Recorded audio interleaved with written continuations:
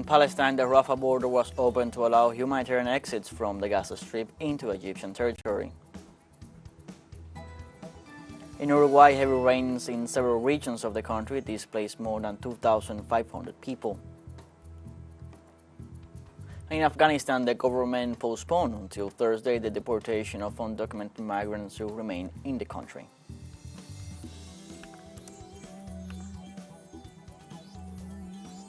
Hello, welcome to From the South. I'm Luis Alberto Matos from the TeleSUR studios in Havana, Cuba. We begin with the news.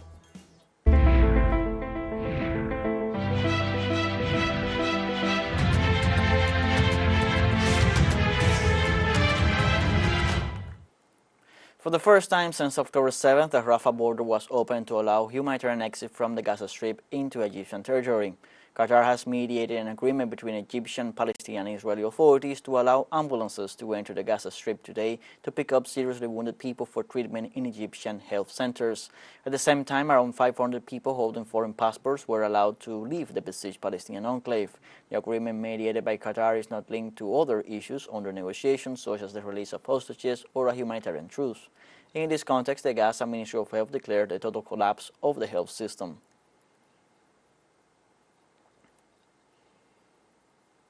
On Wednesday, Israeli forces killed 4 people in the occupied West Bank, bringing to 128 the number of Palestinians killed in the territory since October 7th.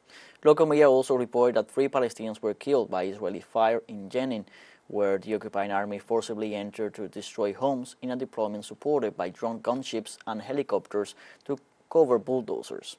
In this context, the Israeli soldiers opened fire with long weapons and used stun grenades and tear gas that reached even the government hospital, causing gunshot wounds to a paramedic and asphyxiation to several doctors and patients. On the other hand, in Tulkarem, a 65-year-old disabled man was killed and shot in the head by the Israeli army.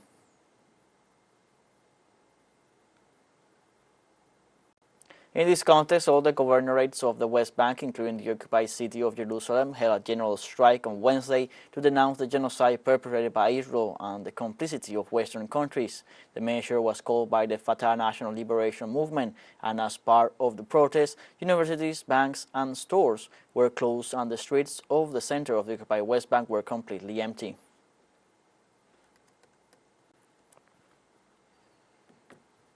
Due to constant attacks of the Israeli army on the Gaza Strip, internet connection remains very weak and Gaza Strip stays isolated. For more details, let's listen to our correspondent in Gaza. Over the past days, we have been talking about how bad is the internet connection, and today the main Palestinian network company made it clear that Gaza is isolated again. All networks, all internet or Wi-Fi is cut on the Gaza Strip, and this is happening while so many important things are happening. Israel carried an airstrike on Jabalia refugee camp yesterday, killing more than 50 people, and according to the neighbors, actually 400 people is the number of people killed and injured. The reason why we are not sure about the numbers is until now the civil forces and the rescuers are trying to evacuate people under the rubble. We're talking about several buildings that were pounded to the ground. That's why there is still people until the rubble until now. At the same time, Egypt reopened the Rafah border with Gaza, allowing 81 people of those who were injured in Gaza to travel to Egypt and get treatment in Egypt. This has happened before, and over the past days, the health ministry here in Gaza have been asking upon Egypt to open the Rafah border and allow critical injuries to get treatment in Egypt. Alongside those injuries, 400 people with dual nationalities, foreigners basically, will be also able to leave the Gaza Strip today. Nur Harazin, TeleSUR, Gaza. The government of Bolivia decided to break diplomatic relations with Israel in view of the genocide perpetrated by the occupying forces against the Palestinian people. The foreign ministry accused the government of Tel Aviv of committing crimes against humanity in its attacks on the Gaza Strip. Likewise, it condemned the aggressive and disproportionate Israeli military offensive against Gaza and the threat to international peace and security. In this context, in 2009, the plurinational state of Bolivia had broken off diplomatic relations with Tel Aviv in protest against the attacks on the Gaza Strip, being later re-established in February 2020 during the de facto government of Yanin Áñez.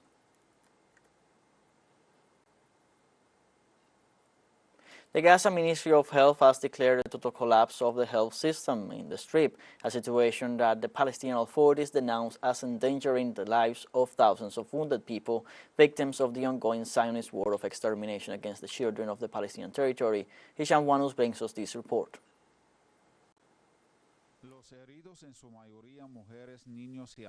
The wounded, mostly women, children and the elderly, who are arriving constantly at the hospitals due to the continuous Israeli bombardment, are treated on the floor and in the corridors, and the doctors are forced to operate on them without anesthesia. The incessant Israeli attack, added to the lack of fuel, supplies and medical equipment due to the siege, have turned the hospital into shelters, full of displaced persons who, in addition to making the work of medical personnel even more difficult, are exposed to epidemics and contagious diseases due to the lack of water and adequate hygiene.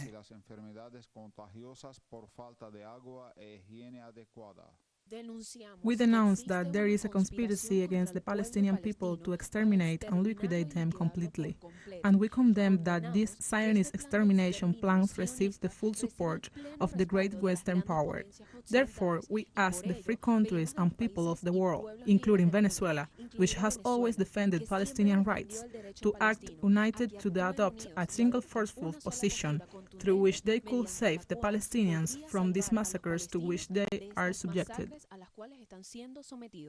I want to express my solidarity with my fellow countrymen in Gaza, and this is the least I can do, as many Palestinians in the diaspora do, to let them know that we are by their side and we are ready to defend them with our lives and to offer the most valuable thing we have to save them.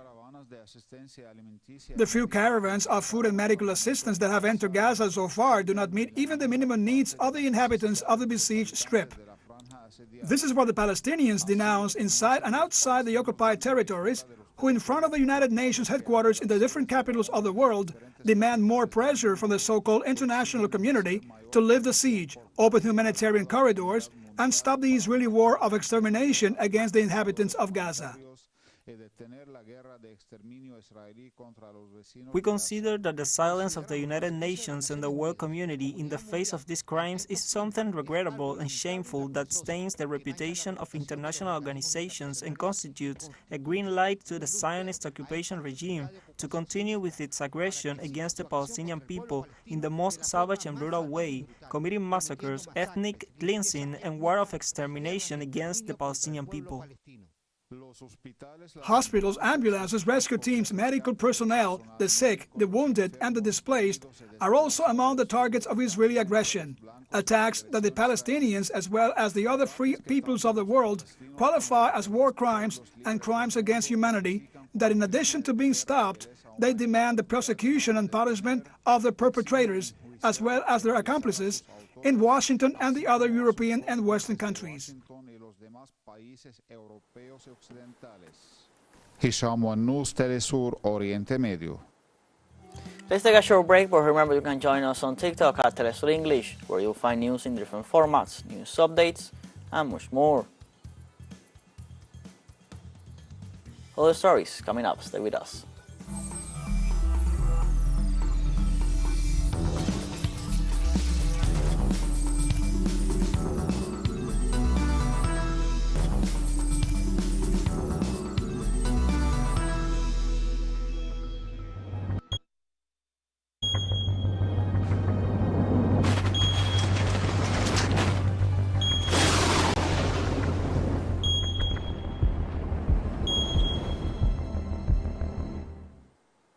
In Uruguay, more than 2,500 people were displaced in several regions of the country due to heavy floods affecting the nation.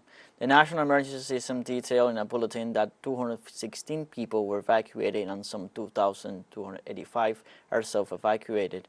The departments most affected by the floods were Artigas, Paysandú, and Santo, located in the north and northwest of the country. According to forecasts, the rain that has fallen in the last few hours is expected to cause a flood wave similar to the current one on the 6th and 7th of November.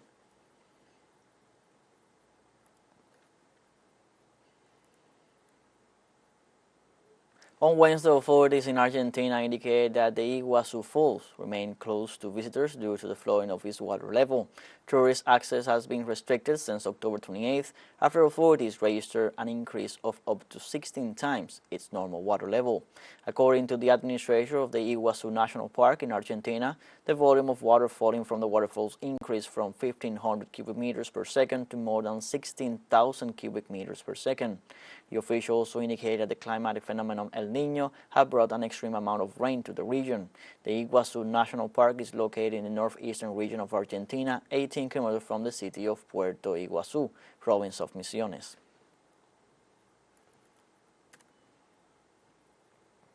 In El Salvador, the number of people in shelters rose to 302 as a result of the rains and the effects caused by Tropical Storm Pilar.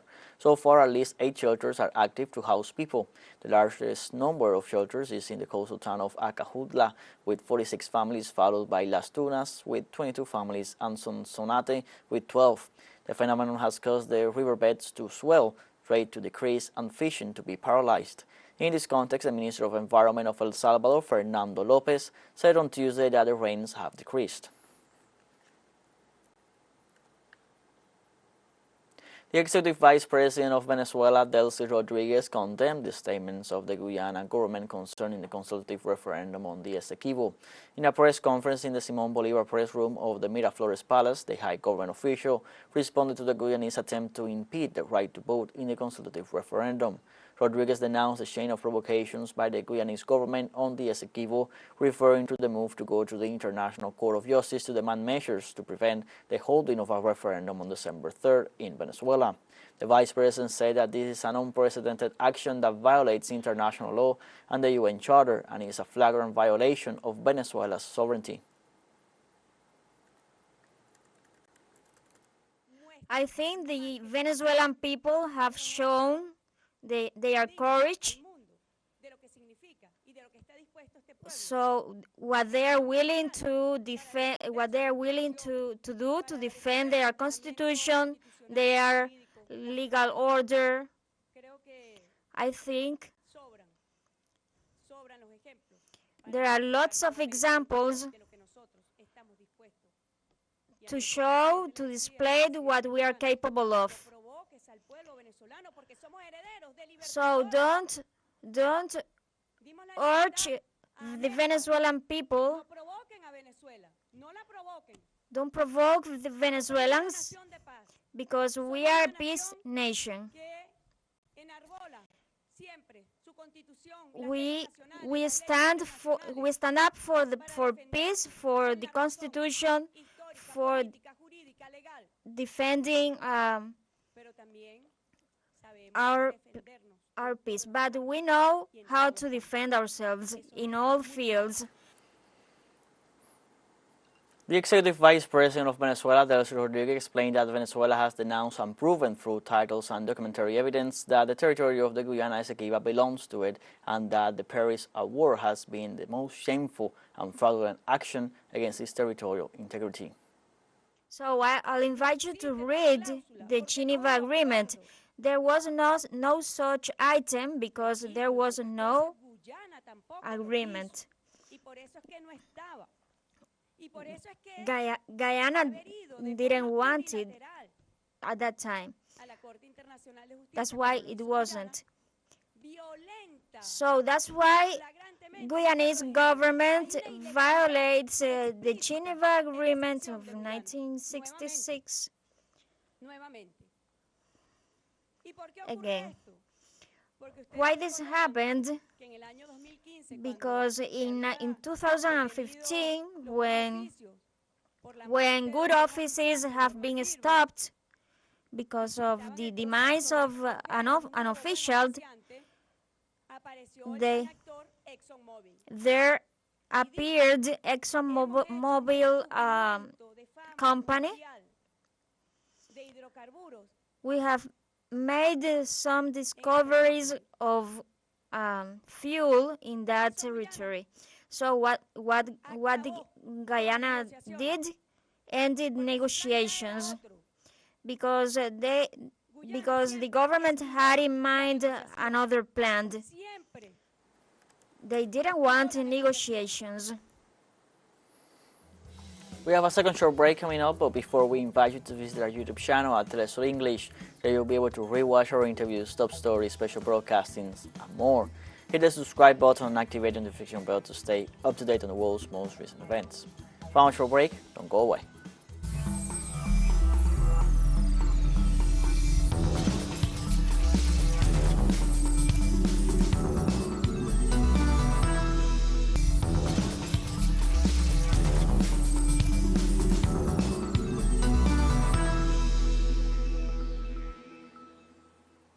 Welcome back from the South. The Spanish Socialist Workers' Party and the Republican left of Catalonia reached an agreement on an amnesty law with a view to Sánchez's investiture. The acting Prime Minister Pedro Sánchez and the President of the Generalitat of Catalonia, Pere Aragonès, have closed on Tuesday an agreement on the content of the amnesty law and have delegated to their negotiating teams the definitive closing in the next hours of a pact to support the investiture. As confirmed by the PSOE and the ERC in a joint statement, both leaders have spoken by telephone in the afternoon and have unblocked the last details of this future amnesty law and of an agreement for the investiture that will also contain political and economic issues.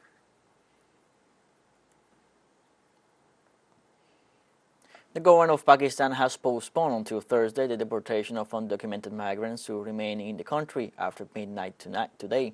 Interior Minister Sarfaraz Bugti said that migrants would be sent to detention centers from November 2nd and that the operation would only target foreigners living illegally in Pakistan. The detainees will be transferred to centers where they will be given food and medical treatment for the 2 to 3 days they are expected to stay before being deported from the country. The move would affect 1.7 million unregistered Afghan refugees in the country out of a total of 4.4 million. Chad's transitional government agreed to allow opposition leader Success Masra to return to the country after a crackdown on protesters demanding a quicker transition to democracy. The Democratic Republic of the Congo's president, Felix Tshisekedi, who had been appointed by the Economic Community of Central African States to mediate Chad's return to constitutional rule, announced in a written statement on Tuesday the agreement signed between Chad's transitional government and the opposition leader. Masra had fled Chad after security forces violently suppressed demonstrations in October 2022. Chad has been in a crisis since President Idriss Déby's death in April 2021, with his son seizing power and delaying elections leading to deadly protests.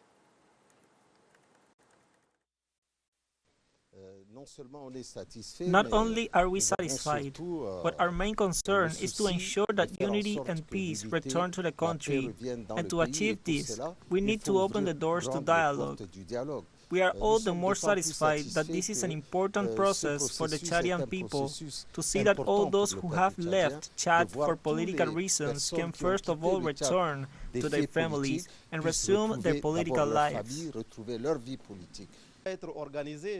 Now that we have signed the agreement, this agreement allows to return, as the Minister of Reconciliation reminded us earlier, to exercise political activities freely, to allow us to move forward on the path to amnesty. And so we're going back home with the spirit of reconciling, uniting, healing the wounds, and working towards the Chad of tomorrow that will serve a better Africa. The Security Council adopted a draft resolution renewing the mandate of the United Nations Assistance Mission in Somalia for 1 year until October 31st, 2024. The draft resolution maintains the task and role of the United Nations Assistance Mission in Somalia as set out in Resolution 2158 adopted in 2014 and Resolution 2592 adopted in 2021. It requests the United Nations Assistance Mission in Somalia to maintain and reinforce its presence in Somalia in consultation with the Somali government and the African Union. It also recognizes that the political and security context in Somalia will affect the ability of the United Nations Assistance Mission in Somalia to fulfill its mandate. Moreover, the draft resolution contains new language recalling the downsizing of the staff of the African Union Transitional Mission in Somalia, which is scheduled to take place over the course of 2024.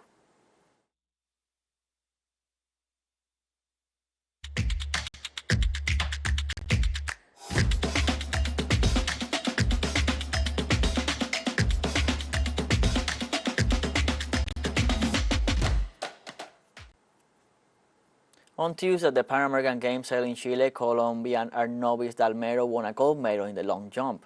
With a mark of 808 meters, the native of the department of Magdalena gave to his national delegation his 15th gold medal and overall his second gold medal in track and field.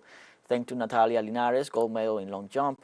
In the sense, the Cubans Alejandro Parada and Michael Vidal won the silver and bronze medals respectively in long jump.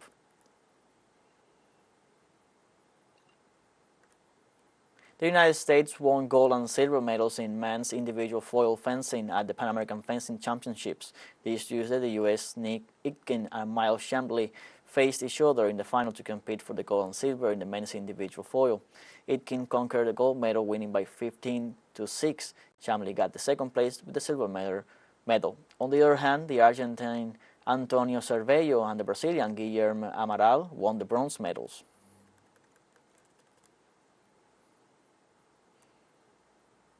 And U.S. Magda Skarbon-Kiewicz won the gold medal in the women's individual saber fencing, defeating her countrywoman Maya Chamberlain in the final by a score of 13-15 at Santiago 2023. Cuban ladies Beranes settled for the bronze medal, losing in the semifinals to Skarbon-Kiewicz by a score of 15-14. The United States so far leads the fencing medal count in the Pan American fencing with 3 gold and 2 silver medals, followed by Canada with 1 gold and 1 silver medal and also a bronze one.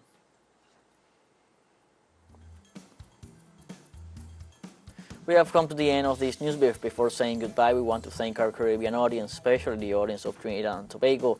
We are pleased to share our newscasts and contribute to provide an alternative news source of the latest world events. Tell your life story of the people of the South and break the hegemonic media dominance.